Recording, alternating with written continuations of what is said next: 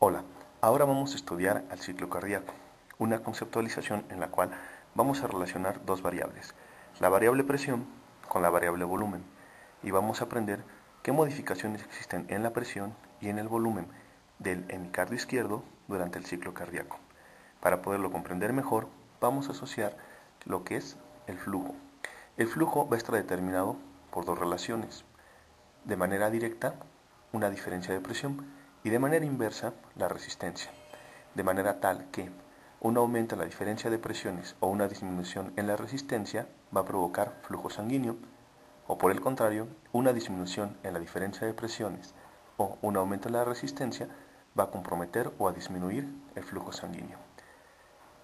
La variación entre presión y volumen se va a observar en 4 puntos, de ahí que le llamemos fase 1, fase 2, fase 3 y fase 4. Analicemos entonces la fase 1. Durante la fase 1 el objetivo es ir de 40 mililitros en el ventrículo izquierdo hasta 110 mililitros en el ventrículo izquierdo. ¿Cómo sucede esto? Recordemos que para que exista un flujo debe de haber una disminución en la resistencia o un aumento en la diferencia de presiones. En el punto inicial, la diferencia de presiones entre la aurícula izquierda y el ventrículo izquierdo permite el flujo de sangre de aurícula al ventrículo.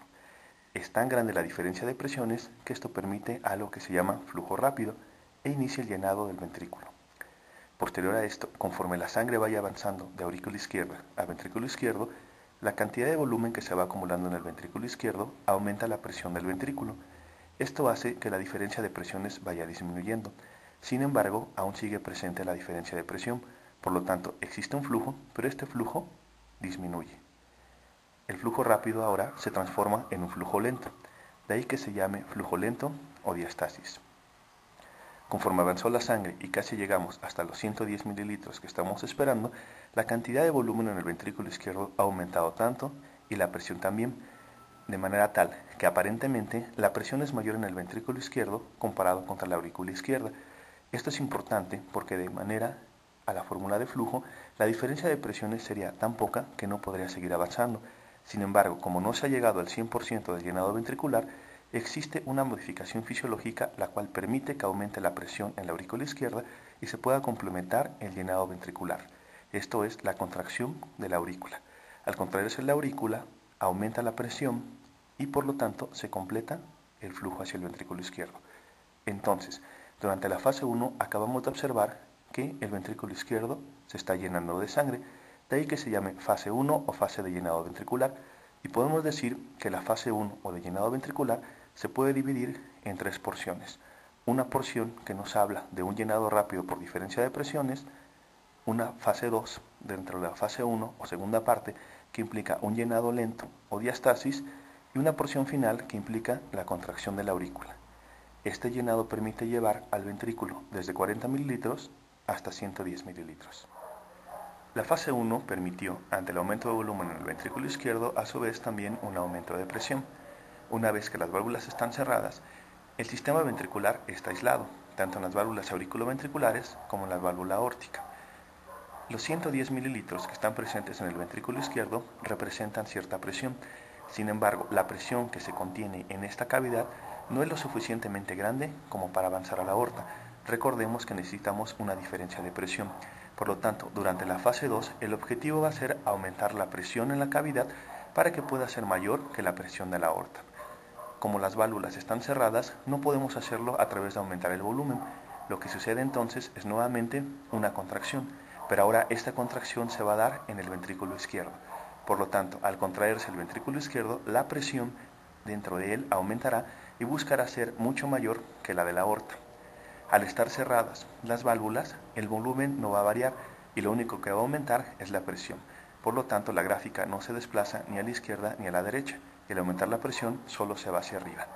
La fase 2 entonces es conocida como una fase de contracción en la cual el volumen no varía, de ahí que se llame fase de contracción isovolumétrica. En el punto inicial, la presión que se iba a manejar era de 80.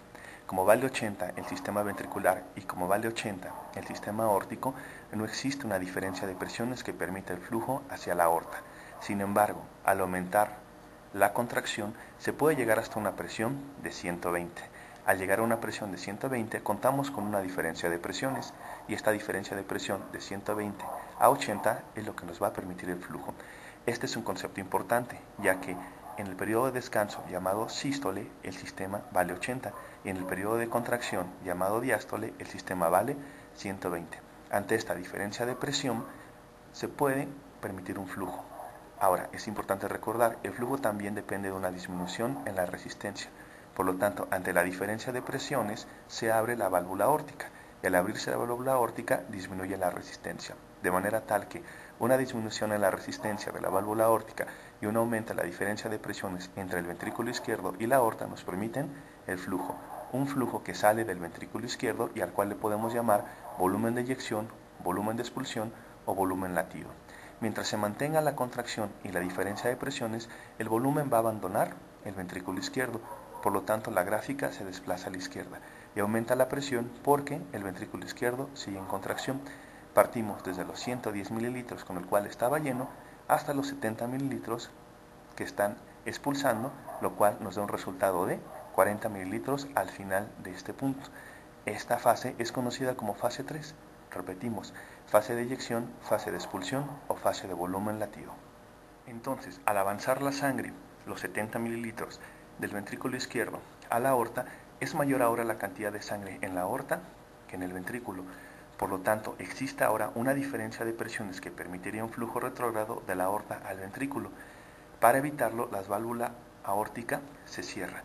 Este fenómeno mecánico es conocido como el segundo ruido cardíaco. Entonces, es importante recordar que el segundo ruido cardíaco hace referencia al cierre de la válvula aórtica. En el caso del lado derecho del corazón, hace referencia al cierre de la válvula pulmonar. Por lo tanto, el segundo ruido cardíaco hace referencia al cierre de las válvulas semilunares. Entonces, después de la expulsión de los 70 mililitros, en el ventrículo izquierdo solo nos quedan 40 mililitros. Estos 40 mililitros están disponibles en el ventrículo izquierdo y sucede en la aurícula izquierda que el flujo de las arterias pulmonares comienza a llenarlo. Por lo tanto, la cantidad de volumen aumenta en la aurícula izquierda y ahora va a tener más presión. Nuevamente nos encontramos ante una diferencia de presión entre la aurícula izquierda y el ventrículo izquierdo.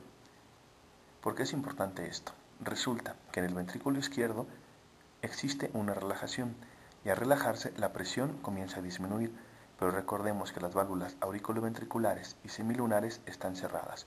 Por lo tanto, la relajación va a disminuir la presión, pero sin una variación de volumen. Por lo tanto, la gráfica se verá hacia abajo sin moverse a la izquierda o a la derecha. Por lo tanto, la fase 4 es conocida entonces como fase de relajación y al mantener el mismo volumen, relajación isovolumétrica.